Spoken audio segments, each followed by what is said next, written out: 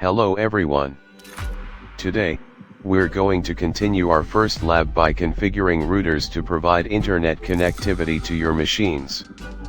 Whether you're a curious beginner or a network expert looking to hone your skills, this video is tailored for you. Join me as we walk through each step of the configuration, thoroughly explaining the concepts and commands used.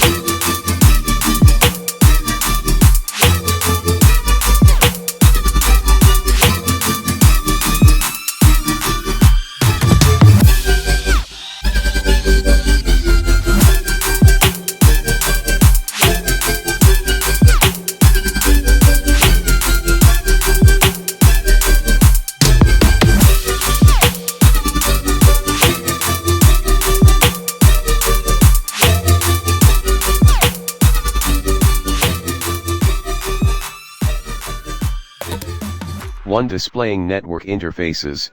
When you execute the command ship int br show IP interface brief, the router displays a list of available interfaces with details such as their status up or down, IP addresses, and types. This command is crucial as it allows you to see which interfaces are currently active and what IP addresses they are assigned. This helps understand how the router is connected to the network and which interfaces are available for configuration.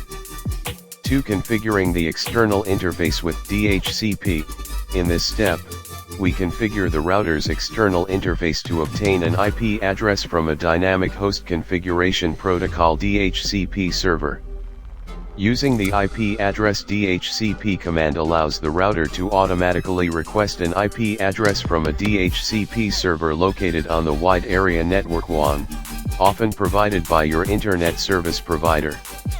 Enabling the interface with no shut is essential as it allows the router to begin using this interface to transmit data to and from the internet.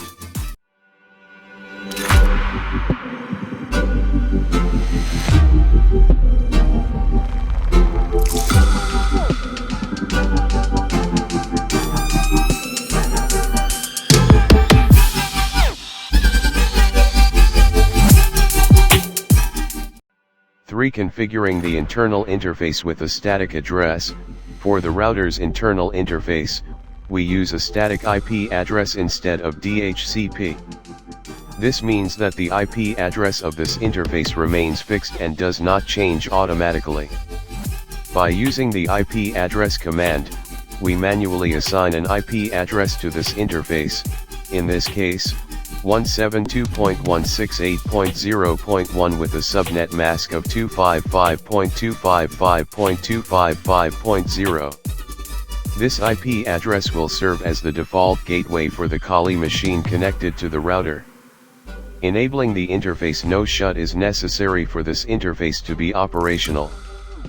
For configuring the DHCP pool for clients, the DHCP pool is configured to automatically assign IP addresses to Kali machine connecting to the router's internal network. By defining a DHCP pool with the IP DHCP pool command, we specify the range of IP addresses available for client machines.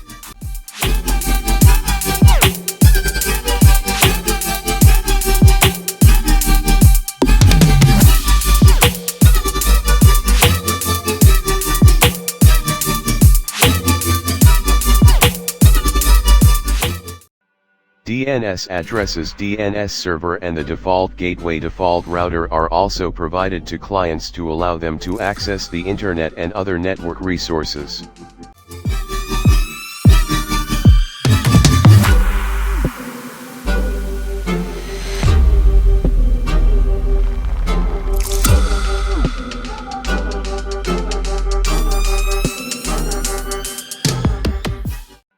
Five. Configuring network address translation. NAT.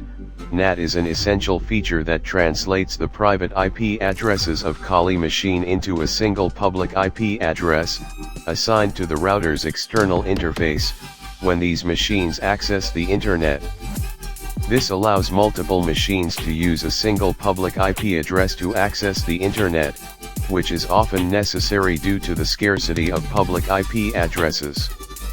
NAT configuration involves creating an access list, IP access list specifying which IP addresses need to be translated, as well as configuring IP address translation IP NAT inside source to indicate how the translation should be done. Additionally, a default route is configured to direct all traffic to the router's external interface.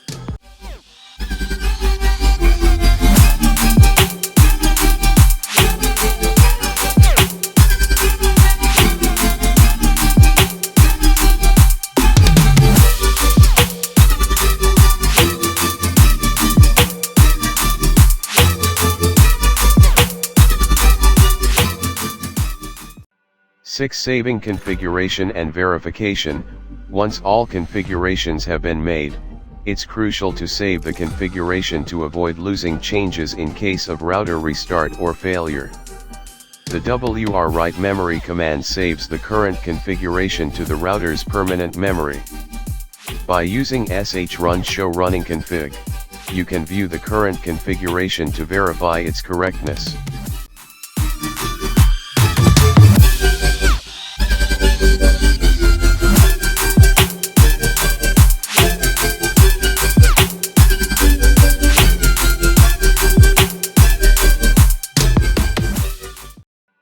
Finally, the copy run start command copies the current configuration to the startup memory, ensuring that the configuration will be automatically loaded upon router startup. By carefully following these steps and understanding the underlying principles, you'll be able to successfully configure your router to provide internet connectivity to your Kali machine. Make sure to test your configuration and regularly save your modifications to avoid any data loss. Thank you for watching this video. If you enjoyed this content, don't forget to give it a thumbs up, subscribe to our channel for more videos like this, and share this video with your friends and colleagues. If you have any questions or suggestions, feel free to leave them in the comments below. Until next time.